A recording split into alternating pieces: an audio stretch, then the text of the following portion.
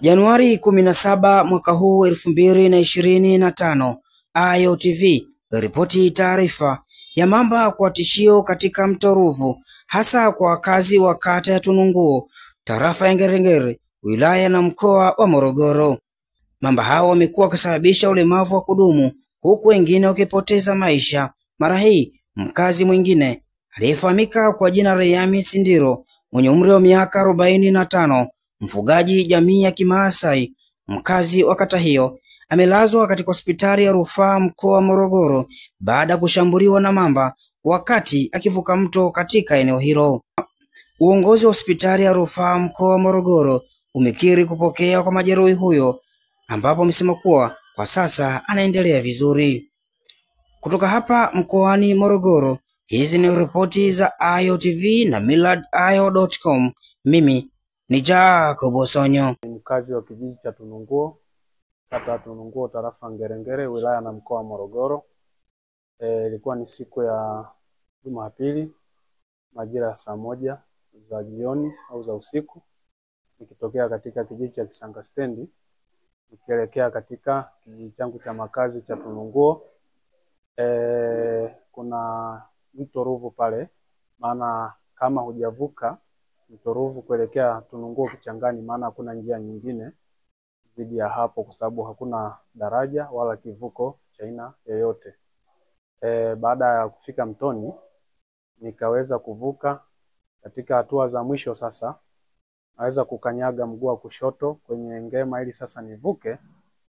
Mamba akanidaka kwenye mguu wa kulia kwenye sehemu ya paja hapa katikati, na hatimaye kunidondosha majini.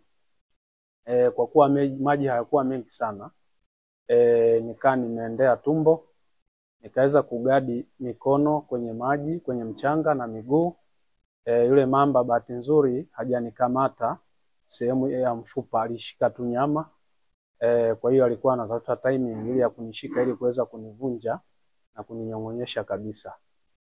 Baada ya hapo sasa akaa anajaribu kutafuta mbinu za kunigeuza ili kusudi aninyweshe maji, ili kusudi aweze kupata timing ya kuweza kuninyong'onyesha. Niliweza kupiga kelele. Kuna ndugu yangu mmoja anaitwa Elia Kashu, alikuwa ng'ambo ya pili, akasikia kelele ambao nilimwambia bwana njoo mdudu kanikamata. Yule bwana kwa kweli alijitosa majini. Alipofika pale akampiga fimbo 3 ya 4 ndo akaweza kuniachia, na hatimaye kuweza kukimbia na kutoka ng'ambo ya kijiji nilichotoka ya Kisanga Stendi. Baada ya hapo kwa kweli yule mamba aliweza kuwa amepagawa sana, alikuwa na haha kwenye eneo lote lile. Baada ya hapo alikuja afisa mtendaji wa kijiji changu, naye alikuwa katani huko Kisanga Stendi kwa lengo la kuvuka, alikuwa na pikipiki. Baada ya kukuta hilo tatizo akaweza kunipakia na kunikimbiza kwenye zahanati ya kijiji cha Kisanga Stendi. Baada ya hapo niliweza kupata huduma ya kwanza katika zahanati ya Kisanga Stendi, ambayo niliweza kupata huduma hiyo siku hiyo ya Jumapili, na hatimaye kesho yake nikawepo hapo. Na jana ndo nikaja katika hospitali ya mkoa wa Morogoro. Naendelea na matibabu. Namshukuru Mungu kidogo naendelea vizuri. Jeraha kiukweli bado sijasema kwamba nimepata nafuu, ila kwa matibabu nawapata. Nashukuru wahudumu wamenipa huduma na ni wakarimu, hakukuwa na tatizo la aina yoyote.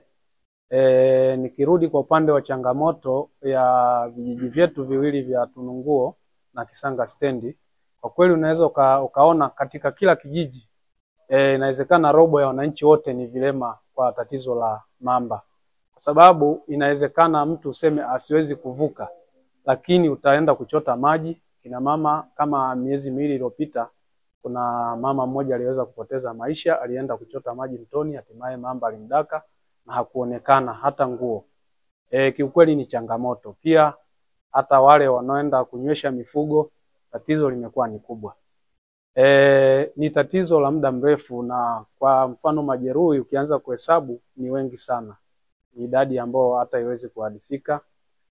Sasa niweze tu kutoa wito kwa serikali yangu ya Jamhuri ya Muungano wa Tanzania, wahisani pamoja na wadau wote, wa haki za binadamu kuweza kutuangalia kwa jicho la tatu sisi wanaTununguo, sababu taifa linapoteza nguvu kazi kulingana na matatizo ya mamba, tatizo ambalo linaweza kutatulika endapo serikali ingetuangalia kwa jicho la tatu na kututengenezea daraja aidha labda kivuko, ili kusudi kuweza kupunguza kama si kumaliza kabisa.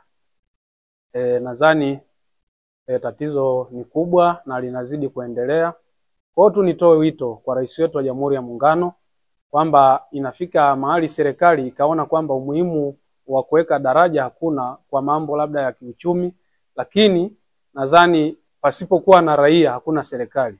Sababu ili serikali iwepo, raia ndo wanaiweka madarakani na hatimaye sasa serikali iweze kuongoza watu ambao ni raia. Sasa siku hiyo alitoka mwanangu huku ng'ambo ya huku anaenda nyumbani.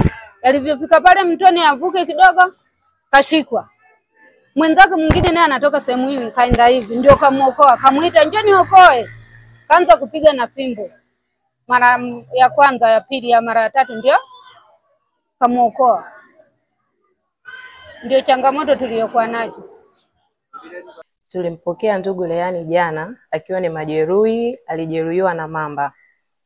Tokea tumempokea jana mpaka leo tunashukuru Mungu, mgonjwa anaendelea vizuri, anaendelea kupata matibabu kama vile ilivyotakiwa apate. Amepata majeraha sehemu ya paja ndipo alipojeruhiwa. Wananchi wanatakiwa kuongeza umakini katika hayo maeneo. Wasifikiri tu kwamba mnyama huyo labda sehemu ambazo walikuwa nadhani kwamba hayupo wanaweza kukutana na mnyama huyo katika maeneo ambayo hawakudhani. Kwa hiyo tunazidi kuwakumbusha kwamba wanapaswa kuendelea kuwa makini, lakini hata hivyo tunaendelea pia na hii zoezi la kuendelea kuwapa elimu, kwa sababu ni muhimu kuwakumbusha mara kwa mara, kwa sababu wapo wengine wanasahau, wakati mwingine wanajisahau. Kwa hiyo ni vizuri tunaendelea kuwakumbusha Watanzania kwamba waendelee kuwa makini pia.